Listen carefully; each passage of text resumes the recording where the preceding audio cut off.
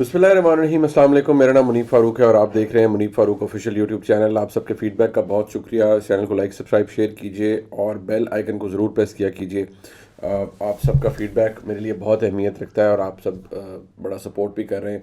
आज का दिन यकीनी तौर पर एक और बड़ा अहम दिन है जी। आज दो मामलात हैं। एक तो ये कि पाकिस्तान तहरीक इंसाफ ने तौहीन अदालत का केस कर रखा है, एक दरख्वास्त दे रखी है पेशावर हाई कोर्ट में उस फैसले के हवाले से जिसकी अमल दरामद पाकिस्तान तहरीक इंसाफ चाहती है। वो फ़ैसला जो कि जिसमें इलेक्शन कमीशन के फ़ैसले को कलअदम करार दिया गया और इस बात का हुक्म दिया गया कि इलेक्शन कमीशन सर्टिफिकेट इशू करे और पाकिस्तान तहरीक इंसाफ को बल्ले का निशान मुस्तकिल बुनियादों पर वापस मिले। उस फैसले के खिलाफ दूसरी जानिब इलेक्शन कमीशन सुप्रीम कोर्ट में है। गुज़िश्ता रोज़ मैंने आपको बताया था एक मैसेज का। आज उस मैसेज का पहला इम्तहान है। इम्तहान इस तरह के, क्या मैं ये नहीं कहता कि सुप्रीम कोर्ट इस वक्त वहाँ पर क्या हालात हैं, लेकिन जो डिवीज़न थी उस डिवीज़न का काफ़ी हद तक खात्मा भी हो रहा है। लेकिन काजी फ़ायज़ ईसा साहब का के हवाले से आज एक इम्तहान इसलिए है कि अगर वो पाकिस्तान तहरीक इंसाफ की जो हक़ में फ़ैसला पेशावर हाई कोर्ट का, अगर उसको एंडोर्स कर देते हैं और कहते हैं कि नहीं पेशावर हाई कोर्ट का फ़ैसला दुरुस्त था, इलेक्शन कमीशन की अपील नहीं बनती या उनकी दरख्वास्त के ऊपर उनके हक़ में फ़ैसला नहीं आ सकता, तो पीटीआई कहेगी क्या क्या बात है, ज़बरदस्त, बहुत अच्छा इंसाफ मिला हमें। लेकिन अगर मामला दूसरी तरफ जाता है तो फिर फौरी तौर पर तोपों के दहाने सुप्रीम कोर्ट की जानिब एक दफ़ा फिर होंगे और ये कहा जाएगा जी कि ये इन्फ्लुएंस के तहत हुआ है। यकीनी तौर पर जितना दबाव, जितने हालात ख़राब इस वक्त हैं और जो जितनी कशीदगी है, उसमें तो ये इम्प्रेशन बड़ा आसानी से कायम हो सकता है। इसमें सदाकत कितनी होगी, क्या नहीं होगी। गुज़िश्ता रोज़ जो पैगाम था वो मैंने आपको बताया, जिसके बारे में मैंने आपको बताया कि वो तो दे दिया गया है, लेकिन क्या पाकिस्तान की सुप्रीम कोर्ट आज 2018 की तरह दोबारा उतने ही दबाव के अंदर है या उतनी ही इन्फ्लुएंस होने के लिए तैयार है, ये देखना पड़ेगा। काजी फ़ायज़ साहब ने इलेक्शंस के हवाले से तो कोई किसी तरह की नरमी नहीं दिखाई और उन्होंने लिखा है और कहा भी कि इलेक्शंस तो 8 फरवरी को होंगे, ऐसा कुछ नहीं है। अब क्या तकनीकी बुनियादों पर पाकिस्तान तहरीक इंसाफ को यहाँ पर नॉकआउट कर दिया जाएगा, क्योंकि अगर फैसला यहाँ आ गया कि नहीं बल्ले का निशान नहीं मिल सकता, इसलिए क्योंकि इंट्रा पार्टी इंतखाबात दुरुस्त नहीं हुए या पार्टी को दोबारा करवाने पड़ेंगे, तो फिर इस वक्त तो जितने करीब हम इलेक्शंस के आ गए हैं, तहरीक इंसाफ के लिए बहुत बड़ी मुश्किल हो जाएगी। लेकिन ये टेस्ट है और दोनों तरफ जिसे कहते हैं ना, बड़ा ही बारीक सी रस्सी है जिस पर आज पाकिस्तान की अदलिया को चलना पड़ेगा और हालात बड़े ही अजीब हैं, बड़ी गैर मामूली हैं। ये मैं आपको कई दफ़ा बता चुका हूँ। अब मैं आपको एक बात बताऊँ कि एक चीज़ जो कल हमारे सामने आई वो इजाज़ुल एहसन साहब का इस्तीफ़ा था, जो कि सुप्रीम कोर्ट के जज थे।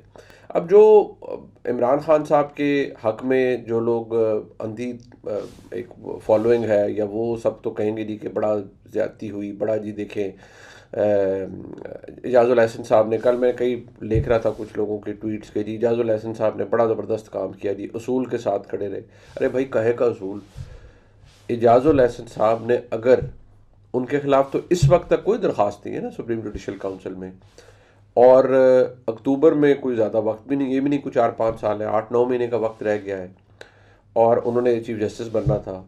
तो इजाज़ुल एहसन साहब को चाहिए था वो अपने मनसब पे रहे, उन्हें कोई ना केस सुनने के लिए कहे, कोई कुछ ना कहे, उनको बिल्कुल कॉर्नर कर दें। काजी फ़ायज़ को भी कॉर्नर किए रखा था ना, लेकिन उन्होंने तो इस्तीफ़ा नहीं दिया। उनके खिलाफ तो रेफरेंस भी आया, वो पेश हुए, उनकी बेगम पेश हुई, बड़ा कुछ हुआ, सुप्रीम कोर्ट के अंदर सब कुछ हुआ ना।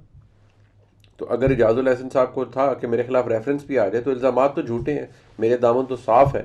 जो भी चले इल्ज़ाम लग रहे हैं, मैं नहीं कहता, मैंने कम से कम नहीं सुना कि उन पर कोई पैसों का इल्ज़ाम है या वो है। ठीक है, वो लगाया ज़रूर जा रहा था, बातें ज़रूर हो रही हैं जी कि जी इतना लंबा एविडेंस है, वो एक वकील साहब इकट्ठा कर रहे थे और वो रेफरेंस आ रहा था। ठीक है, चले अगर हम मान भी लेते हैं कि रेफरेंस आ रहा था, लेकिन अगर इजाज़ुल एहसन साहब का दामन साफ़ था तो उनको चाहिए था उसके खिलाफ लड़ते, खड़े रहते। वक्त तो गुजर जाता है, एविडेंस की बुनियादों पर को सब कुछ होना था ना, दुनिया देखती। काजी फ़ायज़ साहब का भी तो मामला पूरी दुनिया ने देखा, उस बदतरीन हालत में देखा जब इमरान खान साहब और उस वक्त की इस्टेब्लिशमेंट चाहती थी कि काजी फ़ायज़ इस मुल्क के चीफ जस्टिस ना बने, लेकिन वक्त गुजर गया और वो आज चीफ जस्टिस हैं, अपने टेन्योर तक रहेंगे। क्या इजाज़ुल एहसन साहब को ऐसा नहीं करना चाहिए था? अब लोग कह रहे हैं जी बड़ा दबाव। अरे भाई, आज की तारीख में मज़ाहिर नकवी साहब अपने खिलाफ इल्ज़ामात का दिफा नहीं कर पाए, चले गए, लेकिन सुप्रीम जुडिशल काउंसिल ने कहा है कि नहीं, हम इनके खिलाफ कार्रवाई जारी रखेंगे, ایسا نہیں ہو سکتا کہ کوئی شخص اس ادارے کی ساکھ کو نقصان پہنچا کے چلا جائے اور پھر کہے جی میں اب مراد بھی لیتا ہوں، ٹھیک ہو گیا۔ لیکن کیا ان دونوں شخصیات نے، اعجاز الاحسن صاحب اور مظاہر نقوی صاحب، کوئی ایسا کیس اس وقت سن رہے تھے جس میں تحریک انصاف کا کوئی کیس چلا ہو اور اس میں بڑا ان پہ دباؤ ہو اور انہوں نے دباؤ کے تحت کہا ہو کہ جی ہمیں دھمکیاں آ رہی ہیں، ہم نے استعفیٰ دے دیا، تب تو بات بھی بنتی ہے؟ ارے بھائی، اعجاز الاحسن صاحب سے بندہ پوچھے، آپ تو اس سارے پلان کا حصہ تھے جو رچا گیا اس ملک کے اندر 2016 کے بعد سے 2018 تک سارا کچھ ہوا۔ آپ نے پیناما کے اندر آپ بیٹھے، آپ نے جی آئی ٹی کا آرڈر آپ نے دیا، پھر آپ امپلیمنٹیشن بینچ کے اندر بیٹھ گئے، پھر آپ نے مانیٹرنگ جج کے اندر کے طور پر بیٹھ گئے، نیچے سیشن کورٹ کے یعنی صاحب عدالت کے جو جج ہوتے ہیں وہ سیشن ججز ہوتے ہیں، ان کے اوپر بیٹھ گئے جی کہ بھئی سزا دلوانی ہے، سزا دلوانی ہے۔ اب وہی سزا ان کا کیا ہوا، وہ سپریم کو وہ ہائی کورٹ میں آ کے فارغ ہو گئی لیک آف ایویڈنس کی وجہ سے۔ میں نہیں کہتا کہ شریف فیملی نے جسٹیفائی کر دیا، نو، لیک آف ایویڈنس کی وجہ سے۔ فوجداری قانون میں تو یہی ہے نا بھائی، آپ نے اگر کسی کو قید کرنا ہے تو آپ نے بیانڈ ریزنیبل ڈاؤٹ کرنا ہے، پروو کرنا ہے ایویڈنس کے ساتھ، کوئی انیشیل برڈن آف پروف بھی ہوتا ہے نا۔ چلے نیب ثابت کہتے ہیں نہیں مجرم نے کرنا ہو یا ملزم نے کرنا ہوتا ہے، لیکن نیب نے پہلے کچھ تو بتانا ہوتا ہے نا۔ ایسی چیز ثابت نہیں ہو سکی۔ اب ہائی کورٹ کے فیصلے ہمارے سامنے ہیں، چاہے مریم نواز شریف کے ہوں یا میاں نواز شریف صاحب کے ہوں۔ رزلٹ کیا نکلا؟ رزلٹ یہ نکلا کہ آپ اس سارے پلان کا حصہ تھے، پھر بندیال صاحب آ گئے، پھر وہ سہولت کاری، وہ کچھ اندھے تو نہیں ہے نا بھائی ہم۔ بندیال صاحب نے، جب یہ بات میں کہتا تھا کہ بندیال صاحب اور یہ تمام جج صاحبان جو موجود تھے، بندیال صاحب نے باجوہ صاحب کو پیغام بھجوایا کہ جی آپ شہباز شریف کو کہیں، جب یہ پی ڈی ایم کی حکومت، شہباز شریف صاحب جو اس وقت وزیر اعظم تھے، ان کو کہیں کہ میں نے جج ایلیویٹ کرنے ہیں تو میرے حق میں ووٹ دلوائیں، میرے فیصلوں کے حق میں پارلیمانی کمیٹی میں اور یا جوڈیشل کمیشن کے اجلاس کے اندر، کیونکہ جوڈیشل کمیشن کے اندر پھر وہ لا منسٹر بھی بیٹھتے ہیں، تو میرے حق میں ووٹ دلوائیں۔ اب یہ حالات تھے۔ اب آپ مجھے بتائیں کہ یہ جج صاحبان بھائی بندیال صاحب ہوں، اور یہ وہ لوگ تھے جو عمران خان صاحب کے لیے ان کا کیس بیٹھ کے ججوں کی روب میں لڑ رہے ہوتے تھے، اور ان کی جو ہسٹری ہے وہ یہی ہے کہ انہوں نے اس پروجیکٹ کے اندر اپنا کردار ادا کیا۔ اوپن سیکرٹ ہے، ثاقب نثار صاحب، اعجاز الاحسن صاحب، اعجاز افضل صاحب، کھوسا صاحب، یہ سارے لوگ یہ کون تھے؟ ان سب نے یہ کردار ادا کیا۔ بے شک آج سچے قادر بن جائیں اور کہیں جی ایسا کچھ نہیں ہوا، لیکن ان سب نے سب کچھ کیا ہے۔ بندیال صاحب نے تو اپنا نیچرل جسٹس کے خلاف کام کیا، جب ان کی وہ آڈیوز آئیں تو انہوں نے اس کمیشن کو کام کرنے سے روک دیا جی، کیوں؟ کیونکہ ان کی خوش دامن کا اس کے اندر آڈیو تھی جی۔ وہ ثابت ہو یا نہ ہو، آپ کہیں بھائی کرو، کام کریں، آپ اپنا انویسٹیگیٹ کریں، میرا دامن صاف ہے، میں بالکل نہ بائسڈ ہوں، نہ میرا کسی سے کوئی وہ ہے۔ لیکن آپ یقین مانیں کوئی فرق پڑا یا کچھ ہوا؟ نہیں۔ اب آج وہ لوگ اگر وقت کی ساتھ ساتھ، یا وقت تو بڑا بے رحم ہے نا جی، آج اگر کوئی زیادتی کر رہا ہے نا، میں آپ کو دوبارہ کہوں گا، آج اگر کوئی زیادتی کر رہا ہے تو یہ وقت اس پر بھی آ جانا ہے۔ آج اگر کوئی، میں دوبارہ کہہ رہا ہوں، قانون کے مطابق فیصلہ ہوگا تو لوگ اسے اپریشیٹ کریں گے، چاہے، اور اس کے اندر اس کی ساکھ، اس کی اہمیت رہے گی۔ لیکن اگر قانون کے خلاف ہوگا، کسی کو کسی کو فارغ کرنے کے لیے، کسی کو سیاسی مستقبل کسی کا داؤ پر لگانے کے لیے، کسی کو سیاسی طور پر ایلیمنیٹ کرنے کے لیے، تو پھر وہ فیصلے کسی ایک جگہ جا کر پاکستان میں اعلیٰ عدلیہ کے منہ چڑھاتے رہتے ہیں کہ یہ آپ نے لکھا تھا، یہ سب کچھ تھا۔ تو دیکھنا یہ ہے کہ آج کیا پاکستان کی عدلیہ خود کو استعمال کرنے کے لیے تیار ہے؟ اب میں آپ کو اس کا ایک فرق یہ بھی بتاتا ہوں کہ جیسے جنرل باجوہ صاحب تھے، فوج کے ساتھ رہے، وہ آرمی چیف رہے 6 سال۔ فوج بے شک ان کے پالیسی سے اختلاف کرے، لیکن فوج نے، میں نے کل بھی کہا تھا، فوج پروٹیکٹ کرتی ہے اپنے جرنیل کو، کچھ نہیں کریں گے انہیں، اور وہ کچھ نہیں ہوا۔ جنرل فیض صاحب کے ساتھ کیا ہوا؟ کچھ بھی نہیں ہوا، حالانکہ جنرل فیض صاحب کی اور بھی بہت سے معاملات تھے۔ اب آپ سہیل بڑائچ صاحب بڑے زبردست پاکستان کے نامور صحافی، انہوں نے کالم لکھا ہے کہ وہ مختلف ہے۔ اب انہوں نے اس میں بیسیکلی وہ سارا بتایا کہ جی کیسے جنرل مشرف صاحب اور جنرل عاصم منیر میں فرق ہے، جو آج کے آرمی چیف ہے۔ ایک بات میں آپ کو بتا دوں کہ اس وقت جو پاکستان میں فوج کی قیادت ہے، سب کچھ ہے، وہ ایک بات پر بلیو کر رہے ہیں، اور انہوں نے خود کو کنڈیشن اس طرح کیا ہوا ہے، اور وہ ایک جگہ آپ کو سینس پتہ لگتی ہے نا، آپ لوگوں سے ملتے ہیں، کوئی یہ نہیں بتاتا جی یہ جی ہمارا موقف ہے، یہ لکھ کے لے لیں، نو، آپ کو بحیثیت صحافی اندازہ ہوتا ہے کہ یہاں چل کیا رہا ہے یا سوچ کیا ہے۔ جیسے باجوہ صاحب کے وقت ہم جب ملتے تھے بحیثیت صحافی، بہت سے لوگوں سے، تو آپ کو اندازہ ہوتا تھا کہ یار پوری شروع میں سٹیجز تھی. جیسے ہی عمران خان صاحب کی حکومت آئی، پوری فوج کے اندر یہ تھا میڈیا کے لیے سب سے پہلے کہ جی آپ نے یار الیکشنز کے اوپر بات نہیں کرنی، یعنی کہ 2018 میں جو ریگنگ ہوئی ہے یا جو بھی ہوا ہے آر ٹی ایس بیٹھا تھا اس پہ بات نہیں کرنی، پازیٹیو رپورٹنگ کرنی ہے. یہ کلیئر انسٹرکشنز تھے کہ پازیٹیو رپورٹنگ کرنی اور آپ نے اچھے کاموں کی طرف بات کرنا ہے، نہیں کریں گے تو پھر مسائل ہوں گے. بہت اچھے جی.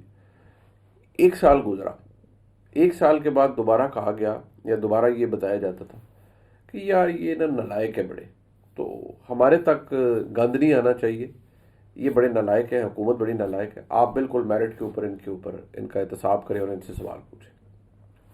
پھر 1 سال گزرا تو پتہ چلا کہ یہ پروجیکٹ ہی وائنڈ اپ ہو رہا ہے، کیونکہ پروجیکٹ وائبل نہیں رہا.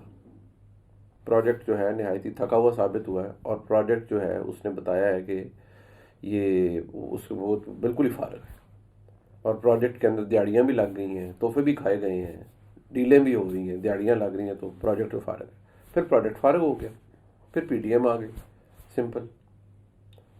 اب مسئلہ یہ ہے کہ آج کے جو حالات ہیں اس میں پاکستان کی اسٹیبلشمنٹ کی ایک سوچ ہے کہ جی میاں نواز شریف کم وٹ میں جو بھی ہوا، what ever is happen in the past, Mian Nawaz Sharif جو اس ملک کے 3 دفعہ کے وزیر اعظم تھے، میاں نواز شریف کو غلط نکالا گیا، سازش کے تحت نکالا گیا. اس وقت کی اسٹیبلشمنٹ اور عدلیہ دونوں نے مل کے نکالا. اب اس کی میں نے کہا اس دن بھی کہا ریورس انجینئرنگ ہو رہی ہے کہ ٹھیک ہے جی وہ غلط ہو گیا تھا، اور پھر یہ جو پروجیکٹ تھا عمران خان صاحب کا یہ تو ہمارے گلے بھی پڑ گیا، یعنی فوج کے گلے بھی پڑ گیا، اور 9 مئی بھی ہو گیا، اور آرمی چیف کی اپوائنٹمنٹ کے خلاف سازشیں بھی ہو گئیں، اور پھر آرمی چیف کے خلاف ایک باقاعدہ طور پہ بغاوت کے لیے پلاننگ بھی ہو گئی، سب کچھ ہو گیا. یہ وہ موقف ہے، یہ وہ چیزیں جن کے تانے بانے جڑتے ہیں، آپ کو پتہ لگتا ہے یار کیا کہاں پر کیا ہو رہا تھا، یا فوج کا سینٹیمنٹ کیا ہے. فوج اس بات پر یہ بلیو کرتی ہے، ان کا ورژن ہے ہاں الزامات اپنی جگہ لیکن ثابت ہونا ابھی باقی ہے. ابھی 9 مئی کا جرم ثابت ہونا باقی ہے، ابھی سائفر کیس کا جرم ثابت ہونا باقی ہے، وہ اپنی جگہ موجود ہے. لیکن یہ موقف ہے، کوئی اگری کرے ڈس ایگری کرے، تو بھائی جان یہ ساری صورتحال ہے. یہ وہ سوچ ہے جو کہ ڈرائیو کر رہی ہے اس وقت پاکستان کی فوج کو، کہ یہ بیسکلی ہماری یہ پالیسی ہے کہ جو ہوا وہ غلط ہوا اور اب اس کی درستگی کا ٹائم ہے. یہ سب اس کلینزنگ پروجیکٹ کا حصہ ہے. یہ ٹھیک ہے، یہ لوگ تھے، اچھا جی یہ لوگ تھے، یہ فارغ ہو رہے ہیں. بندیال صاحب نے کتنا زور لگایا ایڑی چوٹی کا. پھر بندیال صاحب کو باقاعدہ طور پہ کہا گیا کہ آپ کے جو معاملات ہیں ان کا سب کو پتہ ہے کہ آپ کتنے اس رو میں کتنے بہہ گئے ہیں محبت عمران خان میں. وقت گزر گیا. پھر یہ جو جتنے جج صاحبان تھے یہ بھی محبت عمران خان میں گرفتار تھے، اور کہا جاتا ہے کہ چند اور بھی ہیں، اور ان کے ساتھ پتہ نہیں کیا ہوگا، یا کیا وہ رہیں گے نہیں رہیں گے. ویسے تو رہنا چاہیے تھی اگر آپ کو لگتا ہے آپ نے کوئی پیسے پوسے کا ہیر پھیر نہیں کیا ہوا، صرف آپ کا اوپینین ہے، یا آپ بقول آپ کی انڈیپینڈنس ہے جس کو چیلنج کیا جا رہا ہے، تو پھر تگڑے ہو کے کھڑے رہیں، بولیں جی سپریم جوڈیشل کاؤنسل میں لے جائیں، ثابت کریں میں نے کیا غلط کیا. تو اعجاز الحسن صاحب کو بھی کہنا چاہیے تھا کہ میں نے تو کچھ غلط نہیں کیا، میں اگلا چیف جسٹس ہوں اکتوبر کا، لگا لیں زور میرے خلاف، قانون کے مطابق ہی کارروائی ہوگی نا. سپریم جوڈیشل کاؤنسل میں جج ہی بیٹھے ہیں نا، ثابت کریں کہ اعجاز الحسن بطور جج آف دا سپریم کورٹ انہوں نے کچھ غلط کیا ہے. اگر ثابت نہیں کر پائیں گے تو اعجاز الحسن صاحب عدلیہ میں تو بڑا کلیئر ہے، غازی فائزہ صاحب نے ریٹائر ہونا تھا اور اعجاز الحسن صاحب نے چیف جسٹس بن جانا تھا، اور سارے پوری تحریک انصاف کی امید بھی اعجاز الحسن صاحب کے ساتھ تھی. لیکن ایسا کیا ہوا کہ اعجاز الحسن صاحب نے استعفیٰ دے دیا؟ اعجاز الحسن صاحب کو بتایا گیا تھا کہ آپ آنریبل ایگزٹ لینا چاہتے ہیں تو لے لیں، نہیں تو جو کچھ جس چیز کا آپ حصہ رہے ہیں وہ سب سامنے آ جائے گا. یہ جو ایک خبر ہے نا کہ جی ایک میٹنگ ہوئی جس میں جج صاحبان بیٹھے اور انہوں نے کہا جی کہ مظاہر نقوی صاحب استعفیٰ دیں گے، اور پھر جی اعجاز الحسن صاحب کو بھی دے دینا چاہیے، اور کچھ نے کہا کہ نہیں، کچھ سابقہ ججوں نے کہا کہ نہیں مظاہر نقوی صاحب کو نہیں دینا چاہیے. بیسیکلی اس کا ایک پہلا بیک گراؤنڈ ہے. وہ پہلا بیک گراؤنڈ یہ ہے کہ جب یہ بتایا گیا کہ جی مظاہر نقوی صاحب کو تو ابینڈن کر دیا گیا ہے، اور ان کو کہا جی آپ کے جو معاملات ہیں وہ آپ کو ڈیل کریں گے، پیسے پوسے والے یہ سب کچھ، کوئی آپ کو بچانے کے لیے نہیں آئے گا. پہلے بچانے کے لیے آ جاتے تھے. اعجاز الحسن صاحب ان کے ساتھ بھی یہی مسئلہ تھا. وہ محض اس وجہ سے نہیں گئے سپریم کورٹ سے کہ جی وہ مظاہر نقوی صاحب کے ساتھ بڑی زیادتی ہو گئی اور اس لیے میں اصولی طور پر جا رہا ہوں. نہیں، اصولی بات یہ تھی کہ آپ کھڑے رہتے اور آپ اکتوبر تک وقت نکالتے، آپ کہتے چیلنج کرتے پوری اسٹیبلشمنٹ کو، پورے ہر ایک کوری کے ثابت کریں، لیکن ان کو باقاعدہ طور پر جس چیز کا آپ جب وہ کہتے ہیں نا اسکیلیٹنز ان دا کلازٹ، یعنی کہ اگر آپ نے کچھ کہیں کچھ ڈھانچے چھپا رکھے ہیں، میں اس کو اردو ترجمہ کر رہا ہوں، کسی جگہ پر، یا آپ نے اپنا کسی جگہ اپنی غلطی یا اپنا جرم چھپا رکھا ہے کسی جگہ پر، ضروری نہیں میں کہہ رہا کہ وہ فائنینشیل یا وہ نہیں، کوئی اور طرح کا آپ کسی غلط فیصلے کے اندر انوالو رہے ہیں، کسی سازش کا حصہ رہے ہیں، کسی سازش کے اندر بطور ٹول استعمال ہوئے ہیں، تو یاد رکھیں جو سازش میں استعمال کرواتے ہیں وہ اس کا ایویڈنس بھی کہیں رکھ لیتے ہیں، وہ اس کی چیزیں اپنے پاس رکھ لیتے ہیں، اور وقت آنے پر پھر وہ گڑے مردے باہر نکالے جاتے ہیں، اور وہ گڑے مردے پھر بولتے ہیں اور ہانٹ کرتے ہیں آپ کو۔ یہ کسی کے ساتھ بھی ہو سکتا ہے، یہ کسی کے ساتھ بھی ہو سکتا ہے۔ میری امید یہ ہے کہ آج پاکستان کی عدلیہ وہ غلطی دوبارہ نہ کرے۔ اب دیکھنا یہ ہے کہ وہ کتنے انڈیپینڈنٹلی کام کرتے ہیں، اور کیا اگر وہ فیصلہ تحریک انصاف کے خلاف بھی کرتے ہیں تو کیا پاکستان کے، چلے جو افیکٹڈ پارٹی ہوتی ہے وہ تو کہے گی، لیکن کیا پاکستان کے باقی وکلاء، لیگل فرٹرنٹی، سابق جج صاحبان، کیا وہ بھی یہ کہیں گے کہ سپریم کورٹ نے فیصلہ قانون کے مطابق دیے؟ یہ ڈیپینڈ کرتا ہے آج کی پروسیڈنگز جو بھی چلیں گی، ظاہری بات ہے اتنا لمبی نہیں چل سکتی ہیں۔ اس ویڈیو کو لائک، سبسکرائب اور شیئر کیجیے گا جی، انشاءاللہ دوبارہ ملاقات ہوتی ہے۔ آپ سب کے فیڈ بیک کا بہت شکریہ۔ خدا حافظ۔